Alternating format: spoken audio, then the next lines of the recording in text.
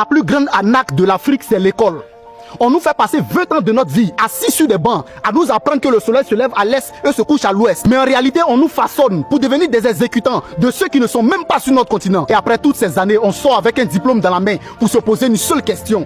Qui va m'embaucher? Mais attendez, on t'apprend à manipuler un ordinateur, jamais à en fabriquer un. On t'apprend à chercher un emploi, jamais à devenir le PDG. On t'apprend à devenir professeur, mais rarement à créer ta propre école. Et après, CV sous le bras, dossier dans une enveloppe, concours, stage, encore stage et chômage. L'école africaine est devenue une usine à fabriquer des diplômés avec le chômage en téléchargement automatique sur les têtes. Et ce qui me met plus en colère, quand un jeune africain fabrique un prototype avec 3 bouts de fer, tout le monde vient prendre des photos avec lui. Regardez notre génie africain. Mais quand il faut sortir l'argent, construire le laboratoire, financer la recherche, transformer son invention en véritable industrie, bizarrement tout le monde disparaît. Et quelques années plus tard, nous importons à prix d'or ce que nous n'avons pas aidé notre propre jeune à produire. Alors j'ai une proposition. Si vous pensez que ce qu'on apprend à nos propres enfants ne peut pas servir à transformer leur propre continent, fermez les écoles.